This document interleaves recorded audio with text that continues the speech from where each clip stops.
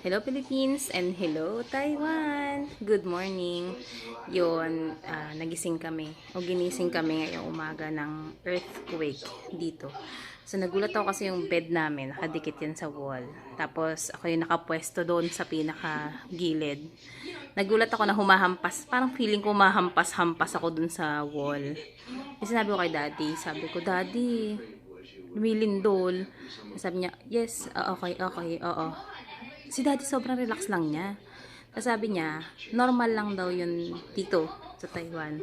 Ngayon nga, nag-chat si mama ko. Sabi niya, as per news sa Philippines, ang lindol kanina is 6.2 magnitude.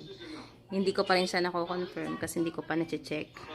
Medyo nag-aasikaso pa din ako dito. Pero parang nakakashock pala, no? Pag ganun lahat natataranta, kumbaga sa atin sa Pilipinas, lumalabas ang building, bumababa, ganyan. Dito wala. Parang nag-earthquake, okay, ganun lang. Pero syempre, dapat lagi pa rin tayong always tayo magpipray all the time. Kasi mama, chat niya sa akin, magpipray kayo dyan, taas-taas niya pa naman. Ngayon, nasa 10th floor na kami. Nilipat na kami dito. And, ayun, sana wag na maulit, lalo na't dalawa lang kami ni Liam dito, pumasok na si Daddy. Medyo nakakatakot, pero alam ko naman na hindi tayo papabayaan ni Lord. Kung nasa ang anak niya, nandoon yung presensya niya at nagbabantay. So yun, today is may kumbaga meron pa rin akong ano bang tawag doon? Aftershock ng aking birthday celebration yesterday. So, ito yung necklace na bigay ni Josel. Tapos, meron pa akong mga tirang handa kagabi kasi nga nagpa-surprise si Josel tsaka yung mga kaibigan niya dito. Nagdala sila ng cake tsaka ng ng mga handa. Ayan. Kasi pasensya na kayo napapadala sa our video kasi wala akong ginagawa dito. So, dahil nasa work na, si Liam naman tulog pa. Kaya yun, tara, meron naman akong gawin. Kaya dod lang ko. Ito yung handa ko pala na natira kagabi. Yan, chicken. May bucket, dalawang bucket yung dala nila kagabi. Yung chicken pala dito, pagka nag-order ka, kasamang ganito. Ito. Ay, hindi kita. Black pepper. Hindi ko alam kung mahilig sila maglagay ng ganito. Tsaka hindi ko na alam kung saan ito nilalagay. Kung sa kanin ba o sa manok din. Tapos, ang natutuwa talaga kahit dati. Yung cake nila dito, ganito yung lalagyan. Oh. So, yan. Yun yung natira. Styro siya makapal. Yan o.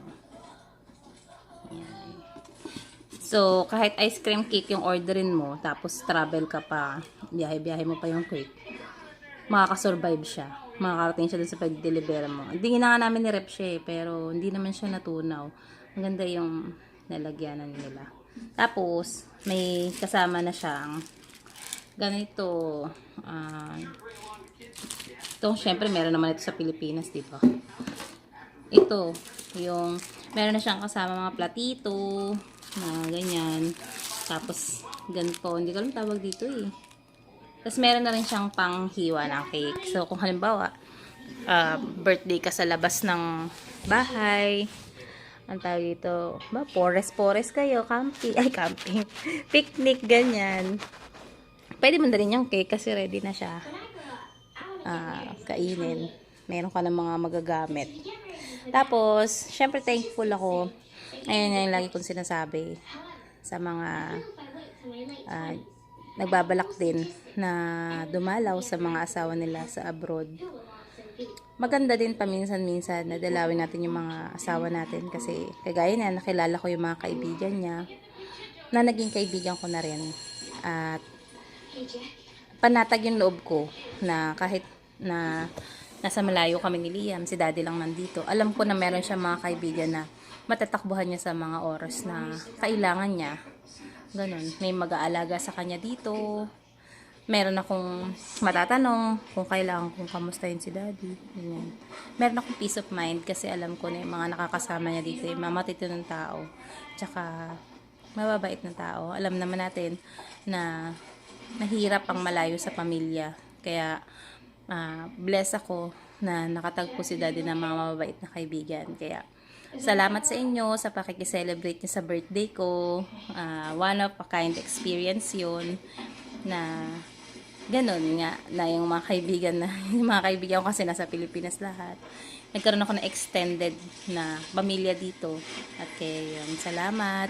And thank you Lord sa 32 years na ako ay nabubuhay at nawa po humaba pa ang buhay ko nang mapaglingkuran ko pa ang pamilya ko. At nawa mapalaki ko ng maayos ang anak ko at mga magiging anak ko pa. Daddy, thank you so much. And hindi ka talaga nag-fail kahit minsan na i-surprise ako. And kahit minsan nag-self-pity na ako kasi para ng fireworks yung mga pimples ko. Ayan, hindi ko alam kung anong pinaglalaban nila. Ba't sila naglalabasan ngayon. Pero lagi yung pinaparamdam sa akin na hindi ko kailangan mag-self-pity. Kahit na mataba ako, kahit ma-pimples ako. Lagi yung pinaparamdam sa akin na mahal mo ako. Yun. At proud ka sa akin. Kaya ako rin ay proud sa sarili ko. Salamat Daddy, mahal kita. At salamat sa lahat na mga bumati sa akin. Thank you so much. At naalala niyo ang birthday ko. Salamat sa mga wishes niyo sa akin at mga prayers niyo sa akin. So, mahal ko kayong lahat. At minsan iniisip ko, parang gusto ko mag-vlog. Kaya sabi ko ngayon kay Daddy na, Daddy parang gusto ko mag-vlog, pero natatakot ako kasi sa mundo nating puno ng mapanghusga, magkamali ka ng grammar mo, magkamali ka ng content, di kaya hindi ka naman maganda, mataba ka. Sa mundong puno ng mapanlait, napanghusga, perfectong mga tao, natatakot ako. Minsan nga kasi madating talaga ako sa point na nagsiself-pity talaga ako. Sabi naman niya, mag-vlog ka o hindi, may mga manghuhusga sa'yo. Di mag-vlog ka na lang kung yun talaga yung gusto mo. Daddy is always being supportive sa mga gusto kong gawin. Kaya, pinag-iisipan ko at pinag-pray ko din. Kasi, as a mom and as a wife ng isang OFW, lalo na nung nag-post ako ng video ni Daddy at ni Liam sa airport, maraming mga PM sa akin, nagtatanong sa akin, ng mga asawa din na nagtatrabaho dito at mga asawa din na nasa Pilipinas kung paano yung mga proseso. Ganyan. Parang iniisip ko kung yun yung gusto kong gawin para na rin kahit pa paano makatulong ako sa kanila at magbigay ng inspirasyon. So, let's see. And I'm still praying for that. So, thank you so much everybody and God bless us all. Thank you Lord for everything. Bye-bye.